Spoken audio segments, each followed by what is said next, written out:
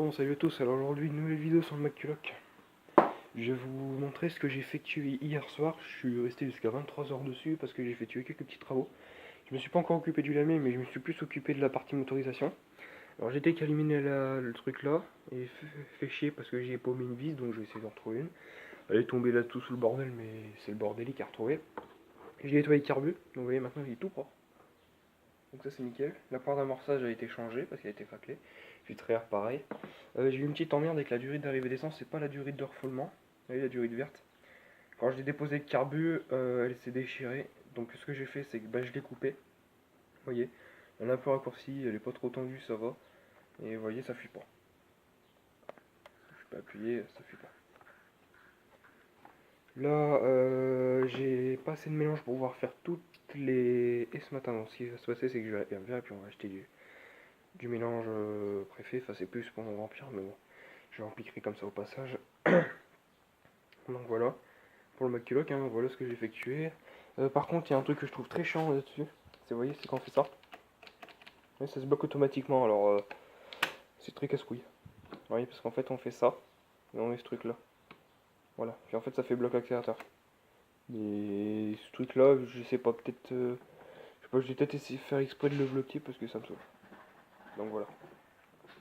Donc ouais, là, ça j'ai été calminé, hein, voilà, c'était bien calminé.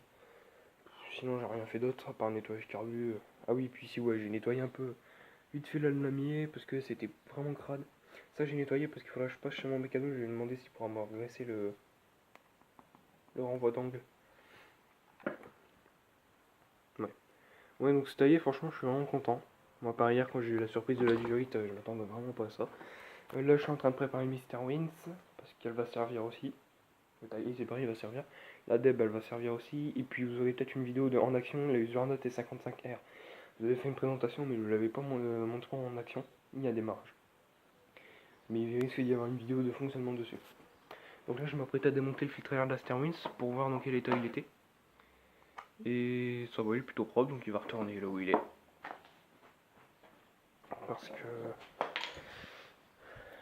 c'est moi qui avais fait la révision dessus, mais comme je sais qu'elle a souvent tendance à faire des remontées d'huile dans le filtre air. Donc vous voyez, je me méfie un petit peu. Mais bon, là ça va, le filtre air il est propre. Et c'est souvent du côté là où il est apparu par la caméra où ça arrive. Donc voilà. Oh putain. Bon, j'ai regardé l'huile, elle est bonne. De toute façon, l'huile j'ai changé, je l'avais vidangée. J'avais nettoyé le filtre air, j'avais changé la bougie j'en avais mis une neuve. Une Champion Énergie 19 LM. Bah, c'est la seule qu'il y avait quoi. Puis voilà, puis j'avais affûté la lame, j'avais nettoyé le carter. Bon là, ça a l'air servi, c'est pour ça qu'elle est sale.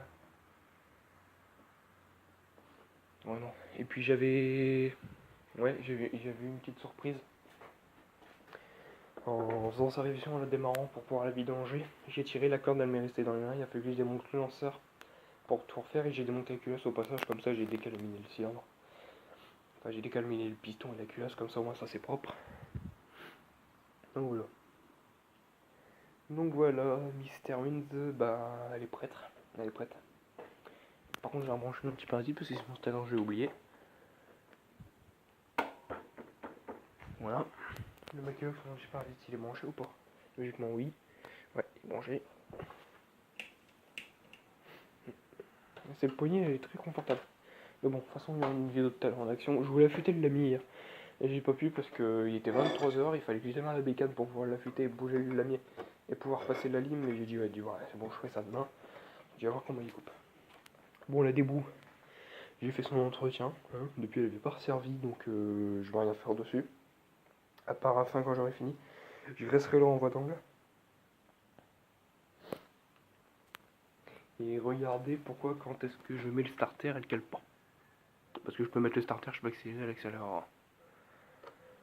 Ouais, c'est pas normal ça. C'est pas normal. Non, sinon, honnêtement, pour une machine chinoise, elle devient plutôt pas mal.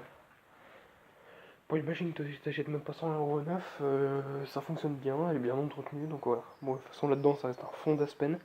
On n'a plus d'Aspen du tout. Et là, j'ai pas du Motomix parce que j'ai moins confiance en Aspen qu'en Motomix.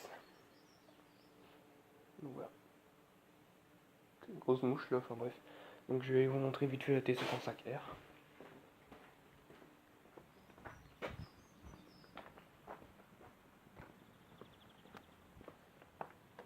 Et voilà, c'est celle-là.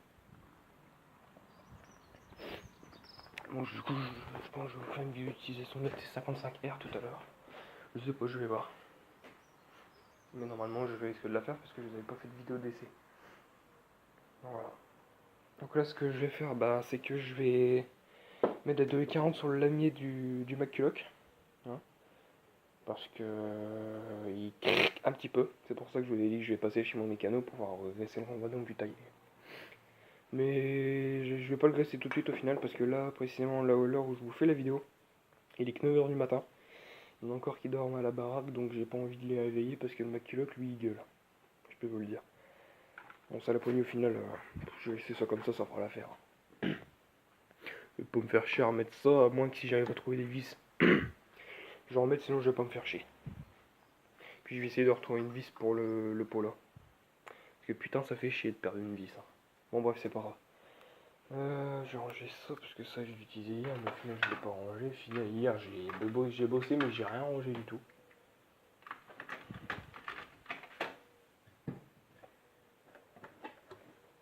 Ça vaut la poubelle. Ouais, du coup, je vais essayer de remplacer la durée du McCulloch, j'en ai une là, de débroussailleuse. Bon. Il paraîtrait, ça mon grand-père m'a dit que c'était comme une débroussailleuse. Il y avait ça là, mais j'ai dit, moi ça, voilà. On verra bien. Après, ce qu'il faut aussi que ça résiste aux hydrocarbures et à la chaleur, parce que si ça résiste pas à ça, je vais foutre le feu à McCulloch. Voilà, donc je pense que je vais faire, c'est que j'achèterai de la diorite neuve. Mais il me semble que de la diorite neuve, j'en ai. Puis à les limites, je piquerai celle de la MT9. Et puis en attendant de me prendre des anti-bruits, pour tout à l'heure, j'aurai des boules caisses. Parce que j'en ai marre de bosser sans anti-bruit. Comme tout à l'heure, j'allais bien faire, au passage, je regarderai s'ils font de la table anti-bruit. Parce que moi, j'en ai rien que de bosser avec des machines sans casque anti-bruit, parce que ça fait du bruit, quoi. C'est chiant pour les oreilles, parce que vous voyez, ça fait mal aux oreilles, enfin bref.